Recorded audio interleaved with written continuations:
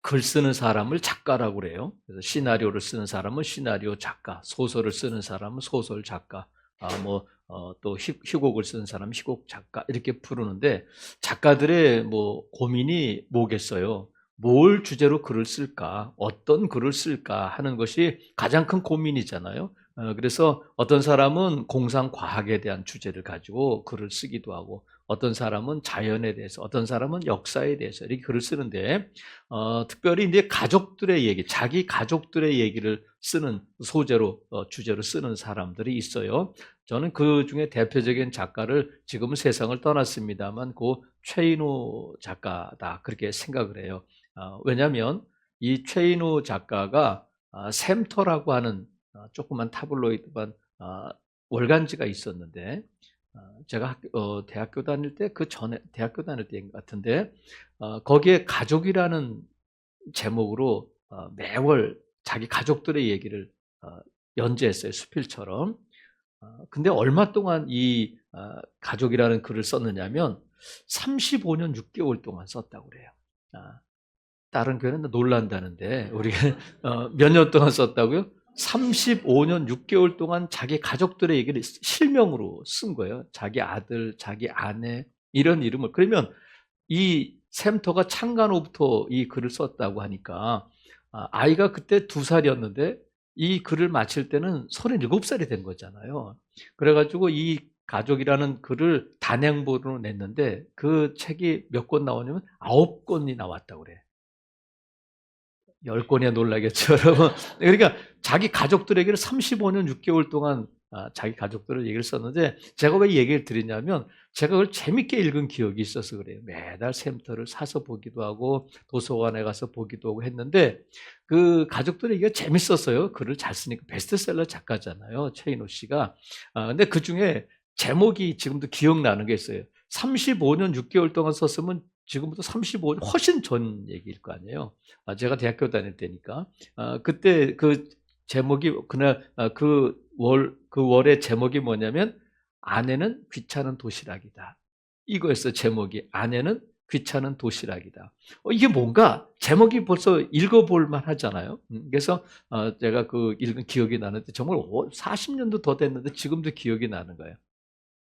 자기 가족들 얘기를 하루는 자기 아내하고 이제 그 여행을 갔다고 그래요. 여행을 갔는데 여행을 가가지고 잠을 자는데 자꾸 자기를 이렇게 막 부르고 자기를 이렇게 막 여보 이렇게 그러더라는 거야. 자기는 빨리 잤으면 좋겠는데 그러면서 뭐라고 말하면 왜 아내가 귀찮은 도시락이냐면 연애할 때는 좋은데 도시락은 어때요? 학교 갈 때 도시락에 꽉 찬 도시락을 가지고 옛날엔 책보에 넣고 이렇게 갔잖아요. 그러면 도시락을 가지고 갈 때는 좋은데 일단 학교에 도시락을 먹고 나면 젓가락이 그 안에 들어가니까 움직일 때마다 딸그락 소리, 이걸 두고 가고 싶은, 그냥 먹을 때는 갖고 올 때는 좋은데, 이걸 먹고 집에 올 때는 그냥 딸그락 소리가 나고, 이걸 그냥 두고 가고 싶은, 그 아내가 그런 존재라는 거예요. 그러니까 아내는 귀찮은 도시락이다. 여러분은 어때요? 그 말 들으니까, 맞다. 그런 분도 있을지 모르겠어요. 여러분의 남편, 여러분의 아내는 귀찮은 도시락인가 아닌가. 근데 여러분 이걸 프레임이라고 그래요. 그래서 이 프레임에 속으면 안 돼. 어떤 것이 있느냐면 야, 세월이 지나면 사랑도 식는 거야. 이래. 야, 지금 우리가 결혼 10년 차인데 무슨 사랑이 있어. 의무로 사는 거지. 내가 20년째인데 야, 아내가 달인지 나무인지 모르겠더라. 이런 지금 그 살이 내 살인지 남의 살인지 모르겠어. 이렇게 산다는 거야. 그러니까 지금 오래 살다 보면 사랑으로 사는 것이 아니라 의무로 살기도 하고 어떤 때는 우정으로 산다는 거야. 저 인간 어떻게 나 아니면 누가 챙기겠어 해가지고 그렇게 산다는 거예요. 근데 여러분 이건 사랑이 아니야. 이건 사랑이 아니에요. 어떤 분은 그래. 야, 요새는 아내가 두렵다. 아내가 이제 사람이 나이 들면 여자에게는 남성 호르몬이 나오고 남성에게는 여성 호르몬이 나오고 여성에게는 남성 호르몬이 나오니까 이게 점점 바뀐다는 거야. 이건 사랑이 아니라는 거야. 근데 여러분 우리가 따져봐야 돼. 내가 연애할 때보다 지금 10년, 20년 살고 나니까 그 사람이 더 좋아졌다. 야, 더 사랑하게 됐다. 그런가? 한번 물어보자는 거예요. 대답 안 하셔도 돼요. 근데 12월은 결산의 달이잖아요. 12월은 결산의 달인데 기업들도 보통 1월부터 12월까지를 회계 기간으로 해요. 또 개인들도 결산을 해야 되잖아. 이제 다음 주쯤이면 여러분이 작년 송구영신 예배 때 쓴 소망의 편지가 배달이 될 거예요. 그러면 1년 어떻게 보냈나, 어떤 해였나 하는 것을 여러분이 판단할 수 있겠는데, 성도가 기업이나 개인들이 결산과 달리 성도가 결산할 때 물어봐야 할 질문이 있어요. 그것이 뭐냐면 사랑하게 되었나? 남편을, 아내를, 내 집을, 내 차를, 내 자녀를, 그게 아니라 예수님을 사랑하게 되었나 하는 것을 꼭 결산 때 해야 할 질문이라는 거야. 여러분, 우리가 누군가를 사랑한다면 그 사랑을 확인할 수 있는 방법이 여러 가지가 있어요. 근데 세상 사람들은 뭐라고 말하면 우리 남자친구 생겼구나, 요새 사랑하나 봐. 뭘로 알 수 있느냐면 예뻐졌다는 거예요. 사랑을 하면은 예뻐져, 이런 노래가 있는 것처럼 세상 사람도 그래. 얼굴이 밝아지고 예뻐졌다. 사랑하는구나. 남자친구 생겼어. 애인이 있구나. 이렇게 말한다. 근데 성경은 뭐라고 말할까? 성경은 네가 사랑하고 있구나, 아니면 내가 사랑하고 있는지 아닌지를 확인할 수 있는 방법이 있다. 그래서 성경이 말씀하고 있는데 첫 번째 뭐냐면 사랑을 하면 시간이 빨리 간다는 거예요. 시간이 빨리 간다. 그래서 연애할 때는 오빠, 자기야, 집에 가야 될 시간이야. 벌써 이렇게 됐네? 이렇게 되는 거예요.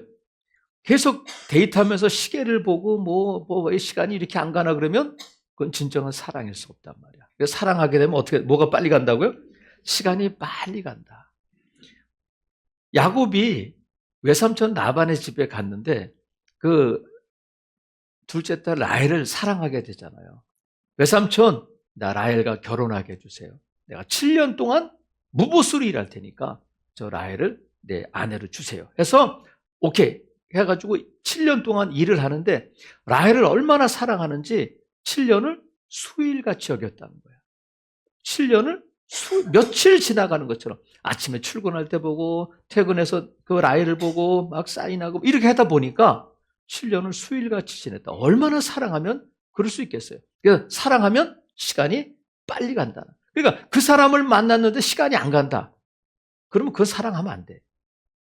그 사람을 만났는데 5분 만났는데 5시간 만났는데 5분 만난 것 같다.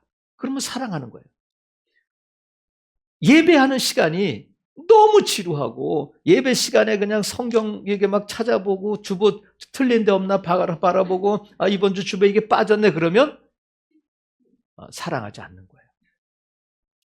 또 사랑하게 되면 눈이 먼다는 거야. 콩깍지가 씌우고 눈이 삐고 눈에 뵈는 게 없어진다는 거야. 그래가지고 사랑은 뭐냐면 초점을 맞추는 거예요. 예전에, 요즘은 그런 거 없습니다만 제가 국민학교 다닐 때 말이에요, 돋보기라는 게 있었어요. 그래서 과학 시간에 돋보기를 갖고 뭘 하냐면 뭐라 그러지? 까만 종이를 먹지. 여러분들은 뭐 어떻게 아는 게 뭐야? 먹지에다 대고 이렇게 창문 이렇게 하면 타잖아요. 그러면 애들이 먹지만 하는 게 아니야.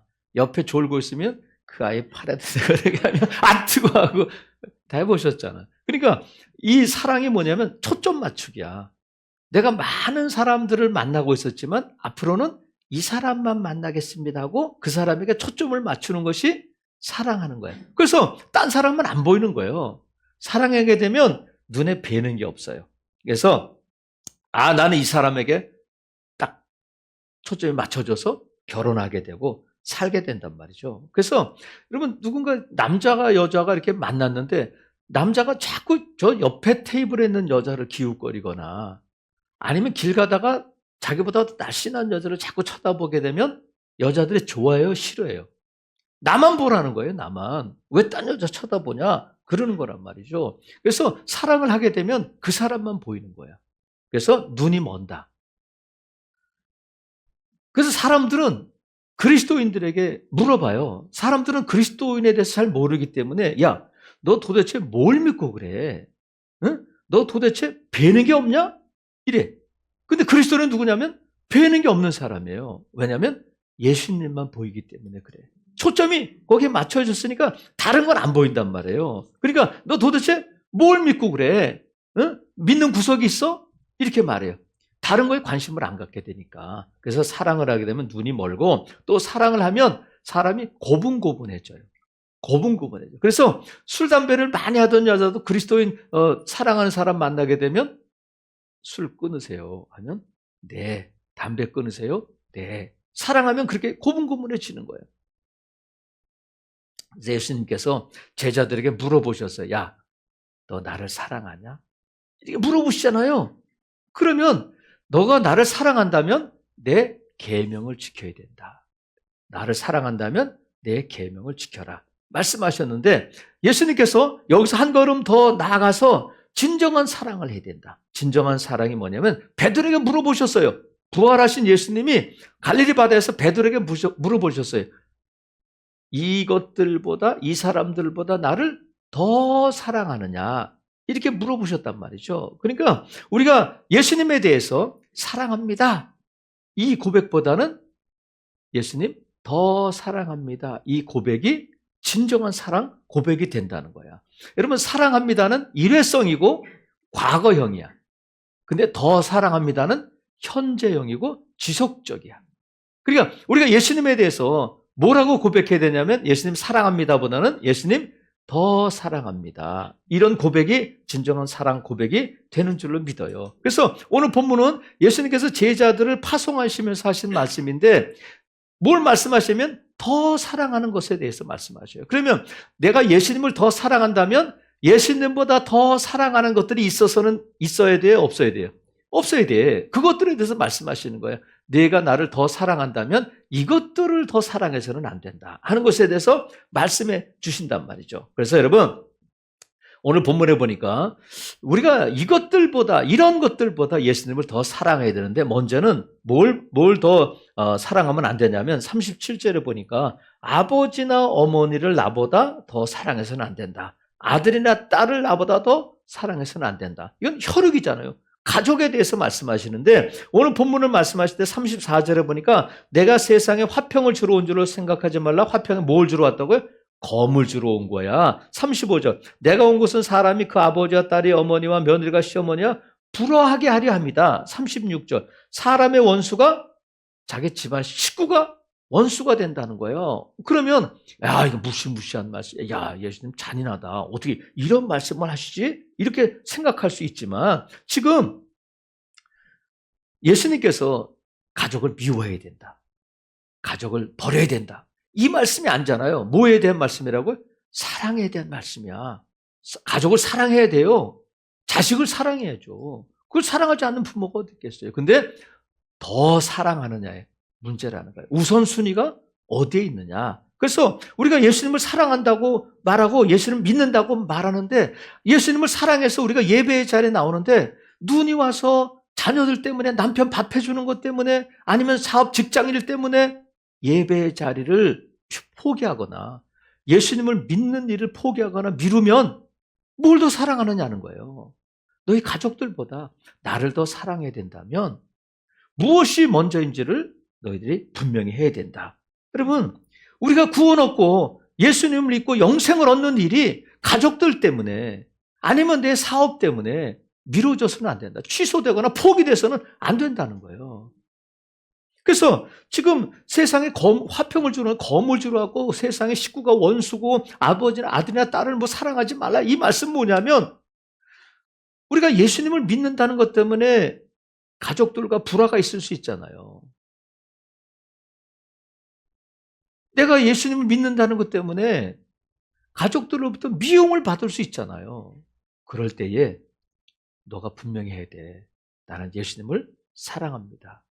여러분 가족보다도 나는 예수님을 사랑합니다 하고 그쪽을 선택해야 된다는 거야. 그래서 여러분 하나님께서 아브라함에게 물어보시잖아요. 100세에 난 아들 이삭을 아브라함이 너무 좋아하고 하나님 잊어버리고 사는 거예요. 하나님께서 선물로 주셨는데 선물로 주신 하나님은 잊어버리고 하나님이 선물로 주신 아브라함에게 그냥 막 정신이 팔려 있으니까 하나님이 어느 날 물어보시잖아요. 아브라함아 내 사랑하는 독자 아들 이삭을 내게 번제로 드려라. 근데 아브라함은 하나님, 저 이삭보다 하나님 더 사랑해요. 하나님 이삭보다 하나님 말씀이 더 소중해요 하고 이삭을 번제로 드릴 때에 아브라함아 아브라함아 손대지 마 하고 하나님께서 순양을 준비하셨다가 순양을 번제로 드리게 하셨어요. 그래서 이삭도 살고 아브라함도 살고 하나님의 목적, 하나님의 뜻은 가족 버려, 가족 헤어져 이런 말씀이 아니라 둘 다 살리기 위한 우리 주님의 사랑인 줄로 믿습니다. 그래서 무엇이 중요하냐? 그래서 오늘 예수님께서 내 혈육, 내 자녀, 내 아버지나 어머니와 딸보다 나를 더 사랑하느냐 물어보시는 거예요. 여러분 또 하나 우리 주님께서 38절에 보면 또 자기 십자가를 지고 나를 따르지 않는 자도 합당하지 않다 이렇게 말씀하셔요. 이게 뭐냐면 우리가 세상 즐거움보다 예수님을 더 사랑해야 된다는 거예요. 무엇보다도요? 세상 즐거움보다. 그래서 성도에 늘 예수님 믿고 좀 믿음으로 들어가려고 할 때, 믿음이 좀 더 깊어지려고 할 때 늘 고민이 뭐냐면 세상도 사랑하고 하나님도 사랑하고 둘 다 사랑하면 안 되나요? 이것이 성도의 질문이야. 이스라엘 백성들이 왜 나라를 빼앗기고 멸망당했느냐면 포로로 잡혀갔느냐면 바알도 사랑하고 하나님도 사랑하고 하다가 근데 하나님 그것을 우상을 나를 섬기는구나, 나를 사랑하는구나 그렇게 말씀하시지 않고 바알도 사랑하고 하나님도 사랑한다고 하는 그들에게 너희들 우상을 버려야 된다, 하나님만 사랑해야 된다 하는 것을 엘리야가 갈멜산에서 기도할 때 너희가 둘 사이에서 언제까지는 이렇게 머뭇거리겠느냐, 하나님이면 하나님, 바알이면 바알, 지금 선택해라 하고 갈멜산에서 그 대결을 벌이는 거잖아요. 여러분 우리가 둘 다 사랑할 수는 없어요. 그래서 세상을 우리가 예수님이냐 세상이냐 하는 것을 결정해야 된다. 음식점에 가서 자주 말씀드립니다만 음식점에 가면 메뉴가 이렇게 쫙 특별히 김밥 천국 이런 데 가면 수십 가지 메뉴가 있잖아요. 그러면 뭘 먹을까? 자, 우리 여러 명 가면 집사님 뭐 드실래? 뭐 드실래? 그러면 한참 걸려요. 아무거나 먹죠, 뭐. 그러니까 뭐 좋아해요? 다 좋아해요. 그럼 다 먹겠다는 거야? 뭐 어떻게 하겠다는 거야? 다 좋아한다는 건 뭐예요? 특별히 좋아하는 게 없습니다. 그러면 저는 뭐 먹겠다고 그러겠어요?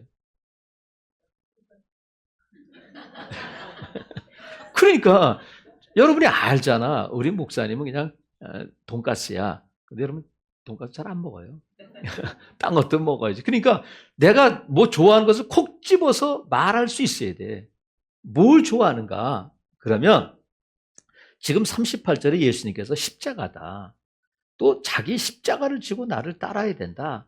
이렇게 말씀하셔요. 콕 집어서 십자가다. 그러면 십자가가 뭘까? 어떤 분은 아이고 시어머니가 십자가야. 우리 애새끼들 십자가야. 아유 그 왼수가 십자가야. 근데 여러분 시어머니는 십자가가 아니야. 어떤 사람은 내 질병, 우리 가족들로 내려오는 유전병이 십자가라고 말해. 여러분 시어머니가 십자가, 자식이 십자가, 그 남편이 십자가일 수는 없잖아요. 예수님께서 이 땅에 오신 목적은 뭐예요? 병자를 고치고 설교하고 인기를 얻고 그게 목적이 아니라 십자가를 지시기 위해서 오신 거예요. 우리를 구원하시기 위해서 오신 것이고 이게 이 땅에 오신 목적이에요. 그 목적을 잊어버리면 안 돼. 그러니까 십자가는 예수님에게 뭐냐면 사명이야. 사명. 그러니까 저와 여러분이 져야 할 십자가는 시어머니도 아니고 자식도 아니고 질병도 아니고 가난도 아니고 뭐냐면 하나님이 나에게 이 땅에서 이루려고 주신 사명이다. 믿으시면 아멘. 그러니까 나의 십자가를 벗어버리고 십자가 없이 얼마든지 예수님을 믿고 이런 부담감 없이 예수님을 믿고 싶어 하지만 그게 안 된다는 거예요. 왜? 하나님께서는 저와 여러분에게 주신 누구에게나 주신 뭐가 있다고요? 사명이 있는 거야. 그래서 왜 하나님께서 저와 여러분 오늘 살게 하시고 이 땅에서 하루를 더 허락하여 주시고 예배하게 하시냐면 사명 때문에 그래요. 그러니까 시어머니가 십자가가 아니라 시어머니가 있는 내 시댁이 사명지가 되면 되는 거야. 내 그 직장에서 그 사람 믿고 정말 직장 다니기 싫지만 하나님께서 나를 그 직장에 선교사로 보내셨다면 그 직장이 아니라 사명제가 되니까 달라지는 거예요. 여러분, 사명자는 죽지 않아. 하나님께서 사명이 있는 한 사명을 감당할 힘과 능력과 또 재정도 주실 줄로 믿습니다. 그래서 내가 정말 이것이 예수님께서 말씀하셨어요. 제자들에게. 야, 사람들이 나를 누구라고 해? 그랬더니 제자들이 막 대답했어요. 어떤 사람은 선지자라고 그래요. 엘리야라고 그래요. 세례 요한이라고 그래요. 선지자 중에 한 사람이라고 그래요. 너희들은 나를 누구라고 하냐? 그때 베드로가 주는 그리스도시요 살아계신 하나님의 아들이십니다. 그러니까 잘했다. 하나님이 가르쳐주신 정답이야. 이렇게 말씀하셨어요. 그러면 왜 예수님이 주는 그리스도시고 살아계신 하나님의 아들이 되실 수 있느냐면 십자가 때문에 그래요. 만약에 예수님이 십자가를 안 지셨다면 선지자 중에 한 명이 엘리야나 세례 요한과 똑같은 선지자 중에 한 사람일 수 있지만 예수님께서 주는 그리스도시요 살아계신 하나님의 아들이실 수 있는 것은 뭐 때문에 그렇다고요? 십자가 때문에 그런 거예요. 그래서 저와 여러분은 예수님을 더 사랑합니다. 이 세상 것들보다, 혈육보다, 가족들보다 예수님을 더 사랑합니다 한다면 내가 기꺼이 포기해야 할 것들이 있다는 거예요. 내가 정말 그거 없이는 안 되는데, 내가 정말 그것 때문에 기쁨을 얻고 있는데 예수님보다 더 사랑해서는 예배의 자리보다, 예수님 믿는 것보다, 천국보다, 영생보다 그것이 더 좋을 수는 없다는 거야. 어떻게 알 수 있어요? 예수님을 포기하고 그것을 선택하느냐, 그것을 포기하고 예수님을 선택하느냐. 그것이 우리의 믿음 생활에서 나타나잖아요. 예배의 자리에서 나타난단 말이죠. 사랑하시는 성도 여러분, 39절에 보면 예수님께서 혈육과 세상 즐거움 또 하나는 뭘 말씀하시냐면 39절 같이 한번 읽어볼게요. 시작. 자기 목숨을 얻는 자는 잃을 것이요 나를 위하여 자기 목숨을 잃는 자는 얻으리라. 그러니까 자기 생명, 내 자신, 내 목숨보다도 예수님을 더 사랑해야 된다는 거야. 그러니까 내 목숨과 예수님과 결정하고 해야 될 때가 오면 뭘 선택하라는 거예요? 내가 살 길을 찾지 말고 예수님을 선택해야 된다는 거야. 여러분 왜 살아? 여러분 왜 살아요? 사람은 왜 사냐면 살기 위해 사는 거야. 그렇죠? 집에 가서 생각해 보세요. 우리가 먹고 입고 지금 이렇게 운동하고 하는 것은 내가 살기 위해서 그렇지 죽기 위해서 막 그런 사람은 없잖아요. 3대 거짓말이 있다고 그러잖아요. 나이 드신 분들 하는 거짓말이 뭐야? 빨리 죽어야지. 근데 이 말이 정말 거짓말이 아닌 진실이 되는 때가 와요. 왜냐하면 안 죽는 거야, 그냥. 안 죽는 거예요. 하나님께서 우리에게 장수를 주실 때에 여러분 우리가 장수해야 돼. 그러나 건강하게 오래 살아야 되는데 누구나 살기 위해서 먹는데 살기 위해서 먹고 살기 위해서 일하는데 예수님 말씀하세요. 역설적으로 죽어야 산다. 어? 죽어야 산다. 이렇게 말씀하신단 말이죠. 예수님이 붙잡혔을 때에 베드로가 예수님을 몇 번 부인했어요? 3번 부인하잖아. 그리고 저주를 하잖아요. 왜? 내가 살기 위해서. 이러다 죽겠다 해가지고 예수님을 모른다고 부인했어요. 근데 예수님께서 부활하신 다음에 갈릴리 바다로 베드로를 찾아오셨어요.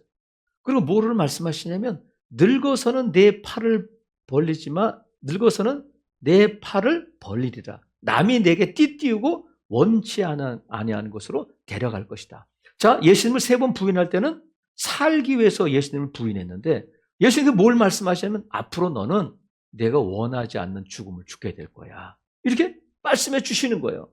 그래서 베드로가 어떻게 죽었을까?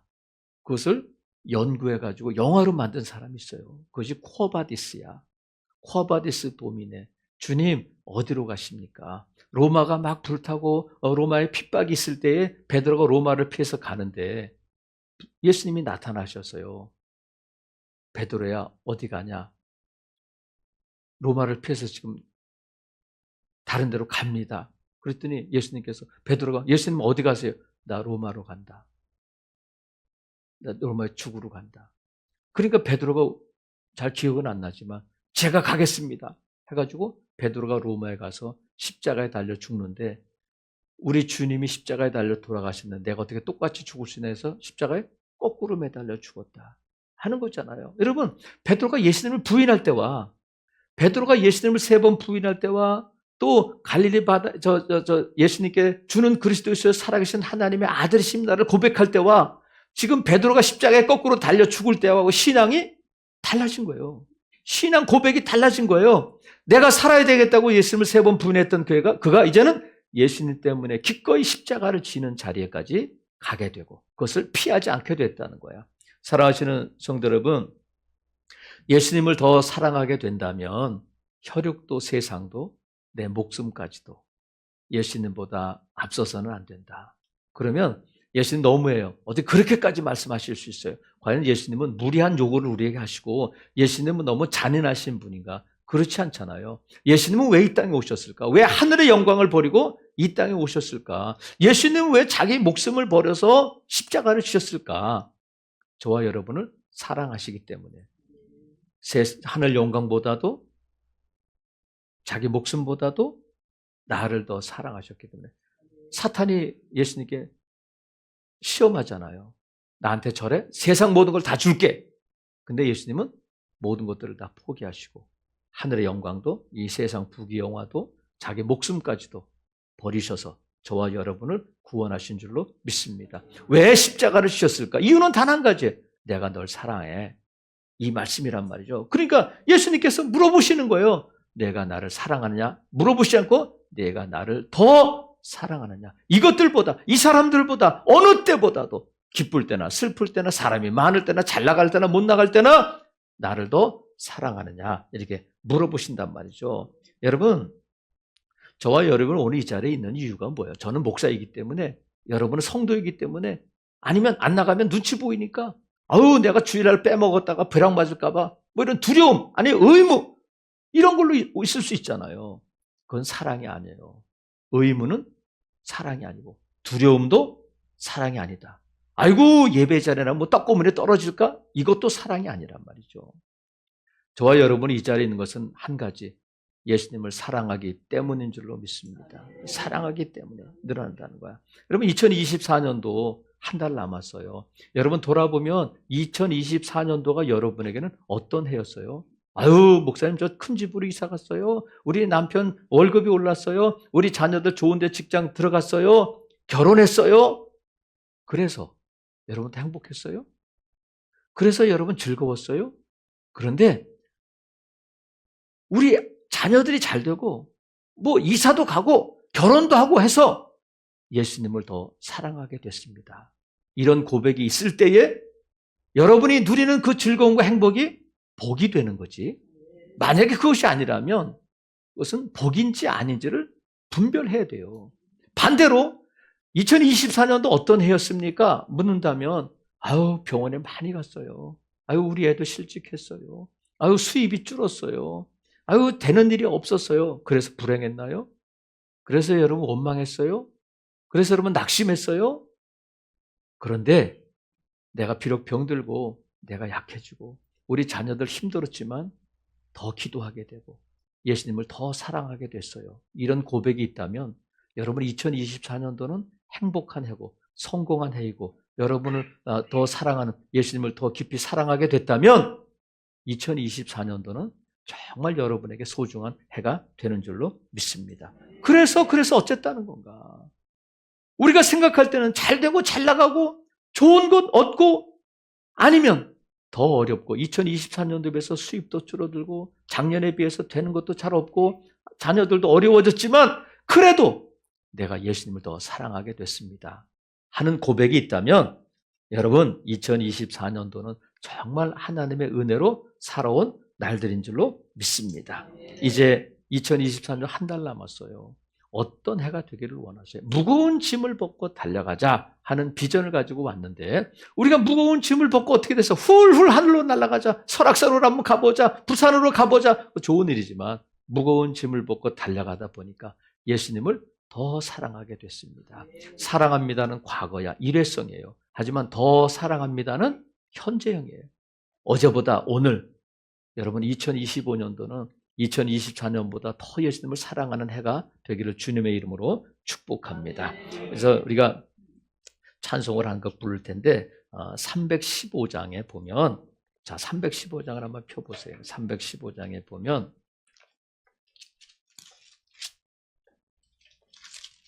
제목이 뭐예요? 내 주 되신 주를 참 사랑하고인데 이전보다 더욱 사랑합니다. 근데 이 찬송을 여러분 찬송가 책 맨 위에 왼쪽에 보면 WR 피더스톤 1862 이렇게 쓰여 있어요. 그죠? 이게 작사자인데 1862년에 피더스톤이라고 하는 사람이 이 곡을 썼다는 거예요. 근데 이 사람이 몇 살 때 이 곡을 썼냐면 18살 때 썼다. 18살 때. 근데 18살 때 썼는데 이 사람이 몇 살까지 살았냐면 27살에 세상을 떠났대. 그러면 18살짜리가 예수님의 사랑을 더욱 사랑합니다 이렇게 고백하는 그 마음은 연구해서 책을 읽어서 되는 게 아니라 성령께서 주시는 마음인 줄로 믿어요. 18살, 제가 이번에 필리핀 가보니까 12살짜리 아이가 예배 시간에 막 울면서, 아니 12살짜리가 알면 뭐 얼마나 알겠어요. 초등학교 지금 5학년 6학년인데 그 예배 시간에 막 울면서 그냥 막 예수님을 사랑하는구나. 집은 형편없고 먹는 건 형편없지만 예수님 때문에 예수님을 사랑하는구나. 그래서 여러분 이 피더스톤이 어떤 사람은 16살에 줬다고 그러고 어떤 사람은 18살에 이 찬송을 썼다고 하는데 하여튼 뭐 16살이든 18살이든 그의 이 신앙 고백이 뭐였을까? 여러분 오늘 이 찬송이 저와 여러분의 고백일 수 있기를 바랍니다. 예수님을 더 한번 찬송할게요.